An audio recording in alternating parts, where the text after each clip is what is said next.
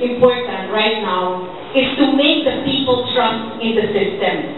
There is no trust in the system right now. There are 33 crimes since August 19 when soldiers were ambushed in the campus of NSU. And when soldiers are killed, and when the mayor's home is invaded, and when people in uniform cannot protect the people, there is definitely something wrong. It is my thesis and the proposition of this representation that normal people need to be part of the securitization and normalization process. Kailangan po, hindi iba yung lalaki sa uniforme sa atin. Kanagot ko lang sa lakaw, so MILF, Raftano. Therefore, I think that the conversation process has to involve them. Look at this dialogue that we had 10 years ago during the time of Mayor Solitario. They say that lawlessness is a national and a local concern. And it's the same thing that you hear on two-way radio. There is a sense of abnormalcy. A sense of abnormalcy. There is drugs.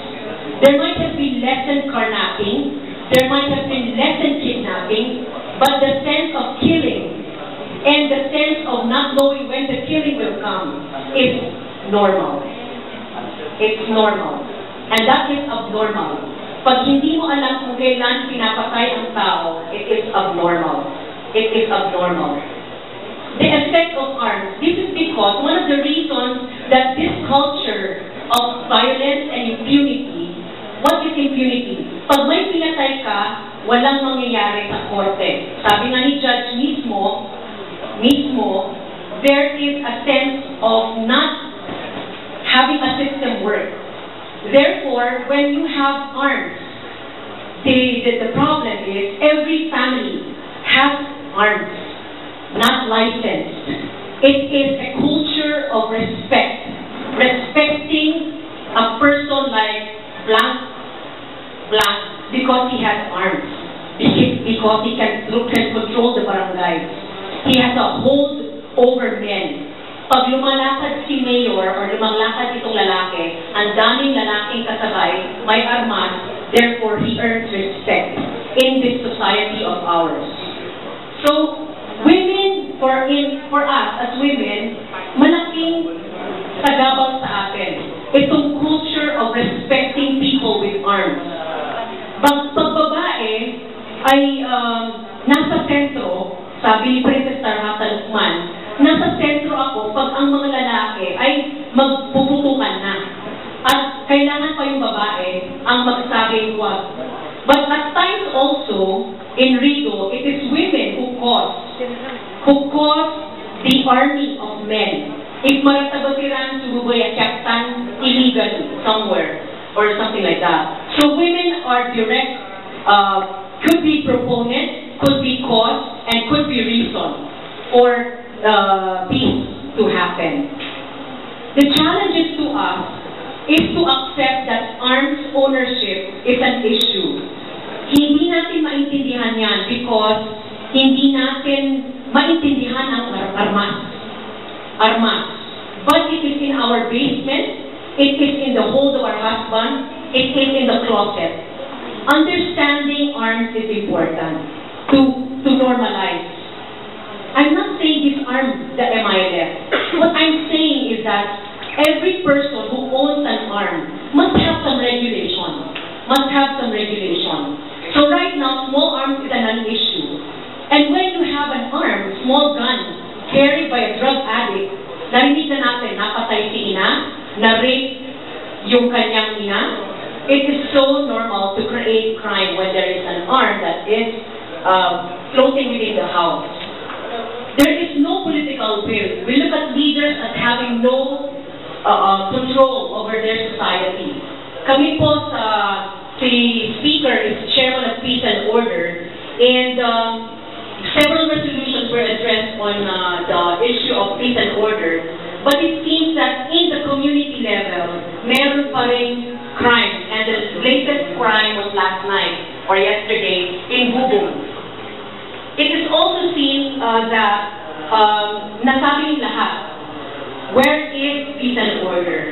So as lawyers, as law students, as civilians, normalization has to be created. Pwede bang i-project ng bawat isa sa atin that this summer, if i-invite natin ang 10 tao from Cavite de Oro or Manila to join and stay here? Because I made it my personal crusade. Jordanians, Italians, kung anong nationality na pwede kong i-host, I have with me volunteers who bring them around the community. And so media is also important. That's why Bobby is here. Because walang pumupunta sa Lanao. Because we don't make Lanao a national coverage. Coverage lang tayo pag may illegal, pag may krimen, pag may masama. Nasa national tayo. Anyway, nagpapasalamat kami sa Radyo ng Bayan because they're able to feature, for instance, our hijab run ng YMCN, where women ran with the soldiers.